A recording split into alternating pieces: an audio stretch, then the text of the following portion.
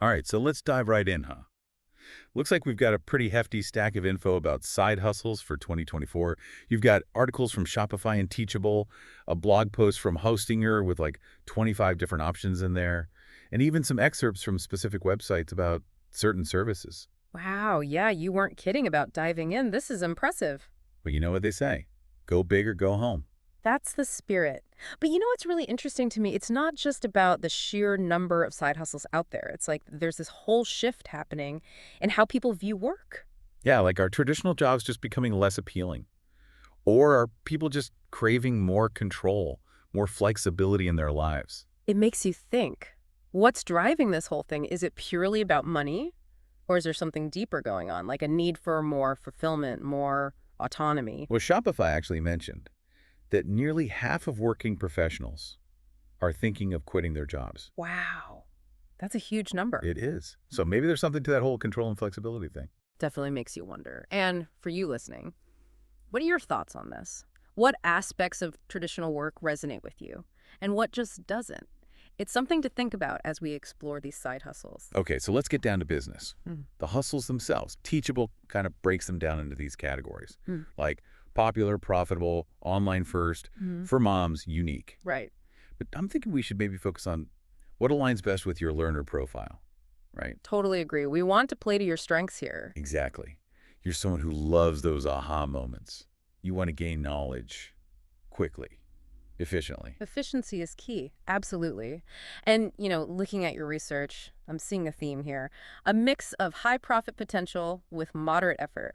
And then some options with more modest income, but with a lower time commitment. You're reading my mind. And of course, we're going to sprinkle in some uniquely creative options too, just to keep things interesting. Of course. Always got to have that spice of life. Yeah. So let's start with those high profit potential options. What really jumps out at you from the research? Well, Hostinger really emphasizes freelance writing.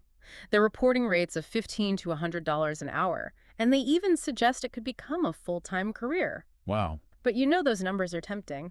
But I'm curious, what kind of writing really excites you? Ooh, that's a good question. I think the cool thing about freelance writing is the variety. Hmm. You could write blog posts, website content, marketing materials. The possibilities are endless. Exactly. It's all about finding your niche. What are you passionate about? Right. And, we could even look back at those website excerpts you sent. Maybe there are some clues there about specific industries or topics that sparked your interest. Love that idea. Okay, so freelance writing is definitely on the radar. Yeah. What else caught your eye in that high profit category? I was really intrigued by the idea of voiceover work. Hostinger mentioned you could earn like $35 for short projects and even upwards of $1,000 for things like audiobooks or animation. Only $1,000 for an audiobook, seriously. It's out there, but I'm guessing it probably requires some serious talent and equipment. Probably a good microphone at least. Definitely. Hostinger highlights that. But it's not just about having a good voice. It's about having the right voice for the right project. Right, like the voice has to fit. Exactly. And there's a huge demand out there for diverse voices. So if you're up for a challenge and you enjoy experimenting with different vocal styles, this could be a really fun avenue to explore. Definitely something to consider. Okay, I'm adding voiceover work to the list. What else? Well, both Teachable and Hostinger. Talk about the online course market. It's booming. Yeah, everyone's becoming a teacher these days. Right. And it's not just for academics anymore. Anyone with expertise can package their knowledge into a course. It's a pretty appealing idea, reaching a global audience, earning income passively. Passive income is the dream. Right, but I imagine creating an online course takes a lot of work up front. It definitely takes effort. So what kind of time commitment are we talking about here? Well, Teachable suggests courses can range from like $20 to $500 per student. Wow, that's a big range. It is. So it really depends on the subject matter, the production quality you're aiming for, and how much pre-existing material you have to work with. Okay, so lots of factors to consider there. So we've got freelance writing, voiceover work, and online courses on our high-profit potential list. What about drop shipping? Shopify and Hostinger seem to like that one as a way to kind of dip your toes into e-commerce. Dropshipping is definitely a hot topic, and I get the appeal. No inventory to deal with, no shipping headaches. Sounds pretty ideal. But here's the thing. That profit margin that Hostinger mentioned, around 15–20%, it's not guaranteed. You're essentially a middleman connecting buyers with suppliers. Yeah. So your profit is the difference between what you charge and what the supplier charges, Okay. minus any platform fees or marketing costs. So there's a lot that can eat into those profits. Exactly. You really got to understand those factors that influence that profit margin. Okay, so maybe drop shipping requires a little more business savvy than it initially appears. Maybe just a tad. But we can unpack that later.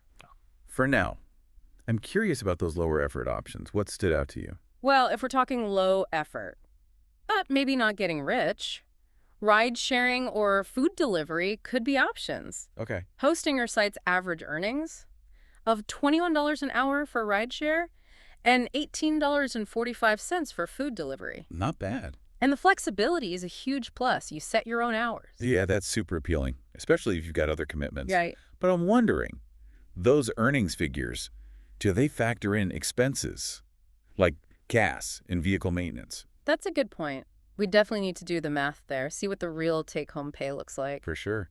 And what about wear and tear on your car? Another important consideration, lots to weigh. Definitely. Okay, so what about something even lower effort? Well, online surveys come up a lot. Teachable mentions sites like Brandon Surveys and Swagbucks. I've heard of those. They're not going to make you rich, but they're an easy way to earn a little something in your downtime. Okay, so we've got ride-sharing, food delivery, and online surveys as potential low-effort options. Yeah. But before we move on, I want to touch on those unique hustles. I know you love learning new things, Right. exploring creative outlets. Did anything in the research spark your interest there? Two things immediately jumped out at me. Ooh, tell me. First, selling handmade crafts. Etsy is the go-to platform for that. Etsy. It taps into this growing desire for unique handcrafted items. You'd want something special. Exactly. They're looking for alternatives to mass-produced goods. And they're willing to pay for it. Absolutely. Okay, I like that. It combines creativity with that entrepreneurial spirit. It does. And the second thing that caught my eye was becoming a tour guide. A tour guide. Yeah, Teachable even suggests Yeah. using platforms like Airbnb experiences to connect with tourists. That's such a cool idea, sharing your passion for your city with visitors from all over the world. Imagine getting paid to showcase all the hidden gems in your city. I love it. Okay, so we've got a pretty diverse list of potential hustles now. But I'm wondering, with so many options, how do you even begin to narrow it down? Where do we go from here? That's where we get strategic. Yeah. We need to move beyond that initial spark of interest and really delve into the feasibility of each option. Okay. Things like startup costs, time commitment, potential earnings, and most importantly, your personal level of interest and excitement. So it's not just about picking the best hustle in theory. It's about finding the best fit for you and your unique circumstances. Exactly. So I'm thinking for part 2 of our deep dive, we should take a closer look at those specific factors for each of the hustles we've shortlisted. I'm ready to dig deeper. Let's do it. So are you ready to get down to the nitty-gritty and really dissect these side hustle options? Absolutely. I'm feeling energized, ready to get strategic. In part 1, we brainstormed a pretty exciting list of possibilities. Freelance writing, voiceover work, online courses, drop shipping, Yeah. even ride sharing, food delivery, online surveys, crafting, tour guiding. But now it's decision time. It is. We got to figure out which of these are actually viable, and more importantly, which ones really light that fire in you. That's the key. Passion. Right.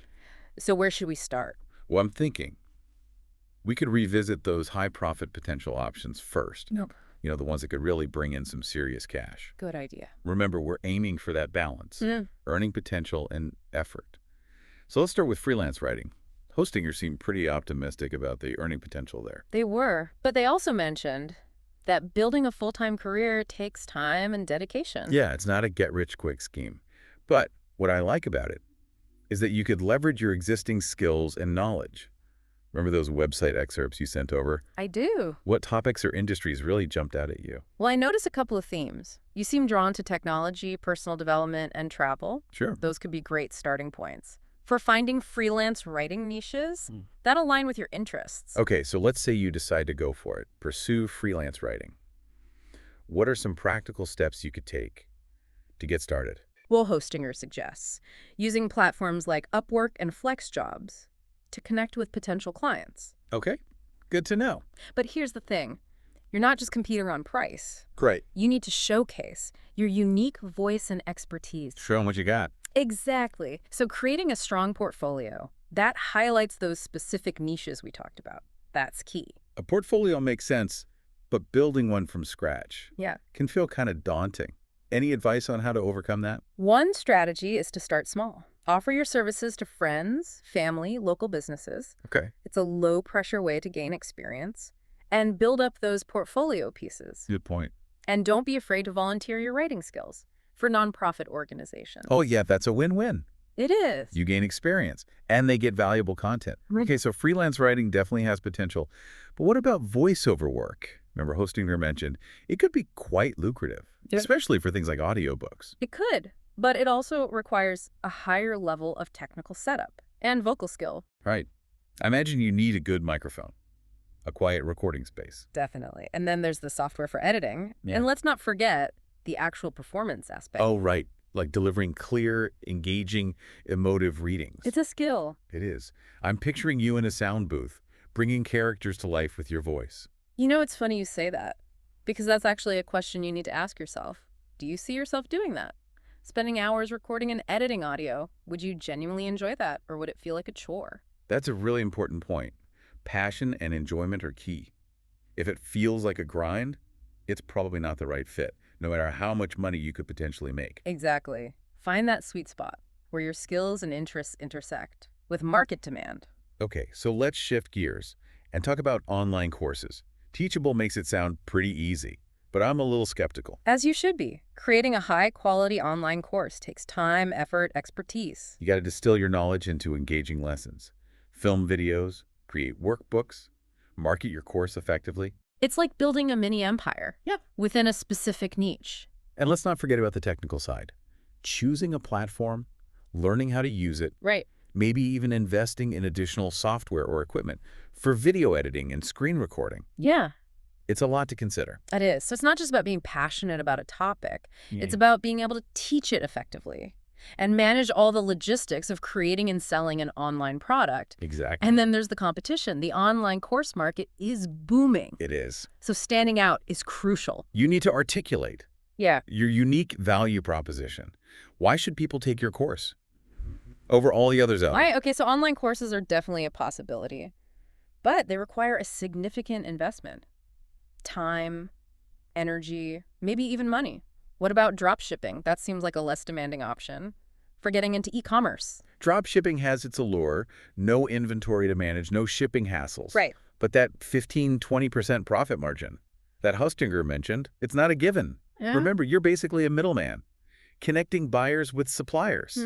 Your profit is the difference between what you charge and what the supplier charges, Wow. minus any platform fees or marketing costs. So it's a game of margins. It is. And if you're not careful, those margins can disappear quickly. They can. So what factors do you need to consider when trying to maximize those drop shipping profits? Product selection is key.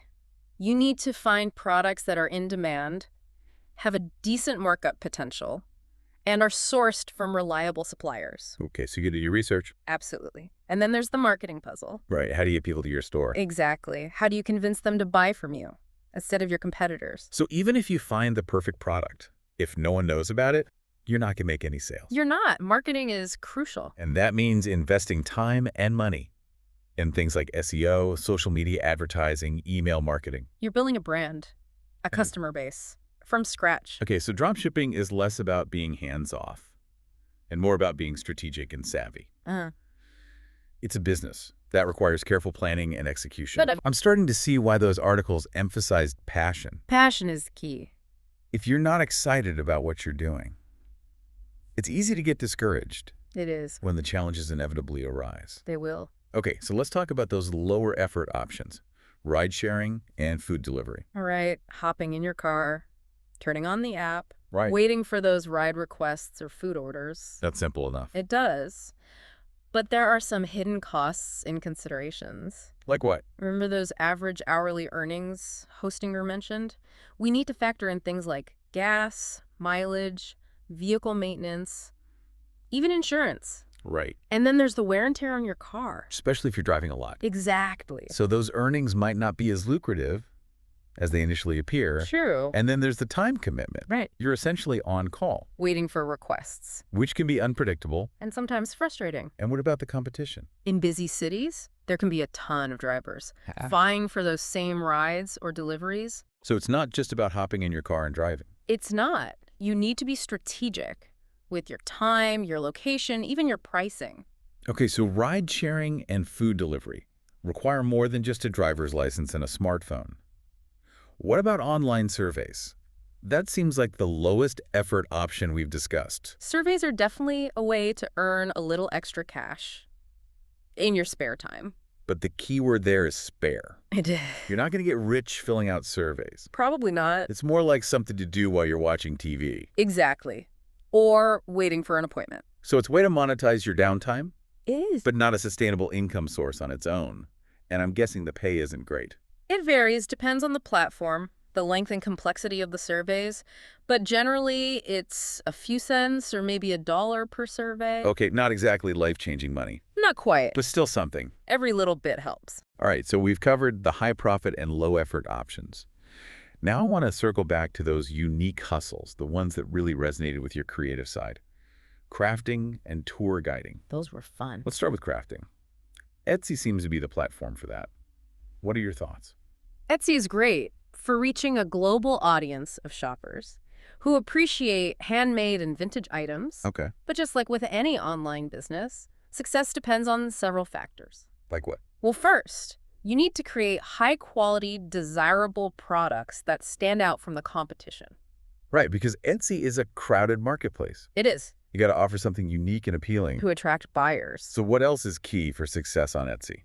Product photography is crucial. You need to showcase your creations in the best possible light. Okay, so high-quality photos? Definitely. Clear, well-lit, Yeah. that highlight the details and craftsmanship. And then there's the whole writing part, those product descriptions. Right, you need to capture the essence of your work. Entice buyers. Make them want to click that buy button.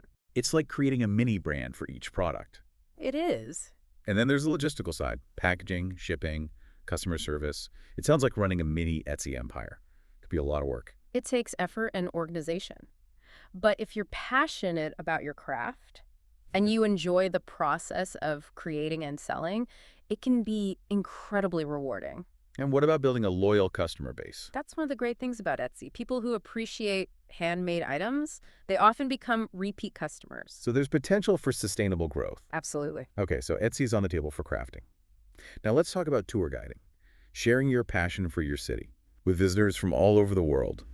But is it a realistic way to earn a decent income? Well, the earning potential for tour guiding depends on several factors. The type of tours you offer, your pricing strategy, the size of your groups, the demand in your city. Okay, so lots of variables there. There are.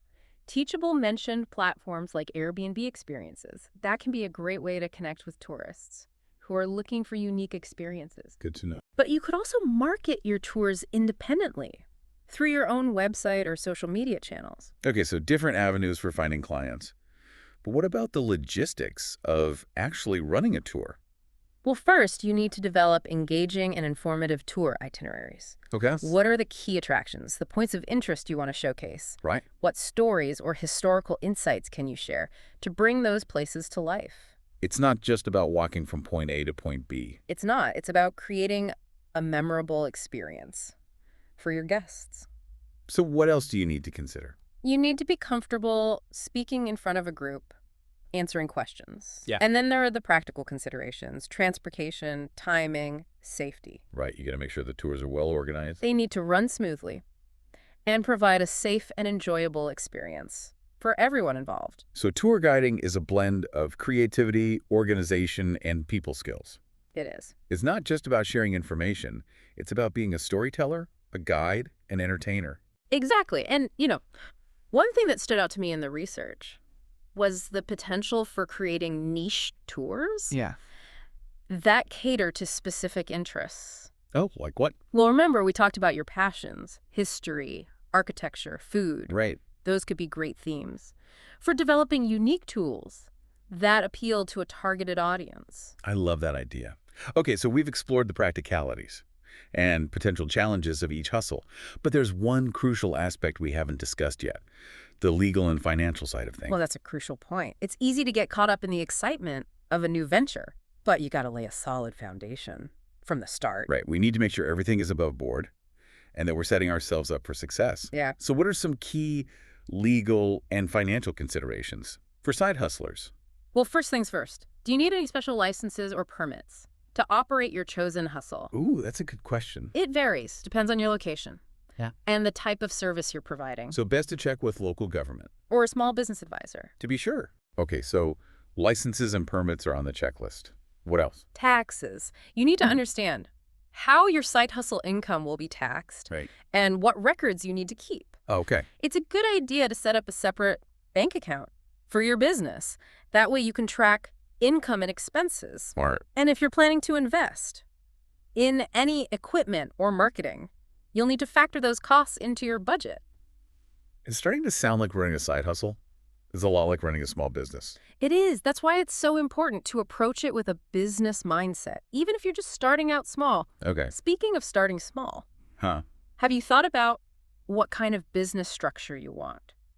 What do you mean? Like sole proprietorship, partnership, LLC? Honestly, I haven't even considered those options. Well, the business structure you choose Mhm. will affect things like liability, taxes, paperwork. Oh. A sole proprietorship is the simplest option, but it doesn't offer any legal separation between you and your business. Oh. An LLC, on the other hand, provides some liability protection, but it involves more paperwork and potential fees. So there are some important decisions to make early on. There are. It sounds like consulting with a legal or financial advisor might be a good idea. Especially if you're serious about turning your side hustle into a sustainable income stream. Okay, so getting expert advice can save you headaches down the road. It can. All right, we've covered a lot of ground. From brainstorming those initial hustle ideas to analyzing the practicalities and even the legal and financial considerations. We have. But I'm sensing there's still more to unpack. You're right. We've laid a solid foundation, but now it's time to get even more strategic. Ooh, I like where this is going. In part 3, we're going to delve into the world of marketing, branding, customer acquisition, all those essential elements that can help you take your side hustle from a spark of an idea to a thriving business. Okay, I'm ready to level up. Let's do it. All right, so we're back, ready to tackle the final part of our deep dive into side hustles. We've brainstormed, we've analyzed, we've even covered all that legal and financial stuff. And now, it's time for the really fun part, The fun part. turning that side hustle dream into a reality. I like that, turning a dream into reality, because it's not just about having a good idea. It's about knowing how to launch it, how to grow it, how to make it sustainable. And that brings us to marketing. Marketing. I have to admit, that word can be a little intimidating. It seems like there are so many different strategies out there. It can feel overwhelming. Where do you even begin? Well, those articles you sent, they actually offer some really practical guidance. Oh, good. They emphasize the importance of choosing marketing strategies that align with your specific side hustle. Okay, so tailoring the approach. Exactly. For example, if you're running an online business, like dropshipping or selling online courses, digital marketing is key. Digital marketing, that makes sense. Yeah. Reaching people where they are online. Right. But what does that actually entail? Well, it's a whole ecosystem of strategies. Like what? Think SEO, social media marketing, email marketing. Each one plays a different role in attracting customers and building your brand. Okay, let's break that down. Starting with SEO. What exactly is that? Imagine someone's searching online for a product or service related to your side hustle. SEO is all about making sure your website or online store pops up high in those search results. So it's about visibility. It is using the right keywords, Yeah. optimizing your website content, basically making it super easy for Google and other search engines to understand what you're all about. Okay, so it's not just about having a website. It's about making sure people can actually find it. Exactly. Okay, what about social media marketing? Honestly, I have a love-hate relationship with social media. I think a lot of people can relate to that. It can be such a time suck. It can. But it can also be an incredibly powerful tool for reaching your target audience. Oh, so. Well, the key is to be strategic. It's not just about posting randomly. It's about creating engaging content that resonates with your ideal customer. Running targeted ads, building a community around your brand. Building a community, I like that. It's not just about selling. It's about connecting with people Okay. who share your interests. Exactly. And I guess that's where email marketing comes in, keeping those people engaged and informed. You got it. Email marketing is all about nurturing those relationships, providing valuable content, and ultimately turning those followers into paying customers. Okay, so it's about staying top of mind. Right. Reminding people why your side hustle is awesome. So we've got SEO, social media marketing, and email marketing. The digital trifecta. I like it. But what about those side hustles that aren't purely online? Like crafting, tour guiding, even pet sitting. How do you market those effectively? Well, those articles actually suggest a blended approach, Oh, interesting. combining traditional marketing with those digital strategies we just talked about. So it's not either. It's not. It's about finding the right mix. That works for you. You know, something just clicked for me. We've been talking about marketing. But isn't branding a big part of this too? Absolutely. Marketing and branding go hand in hand. How so? Well, marketing is about getting the word out, but branding is about creating a unique identity that makes you stand out.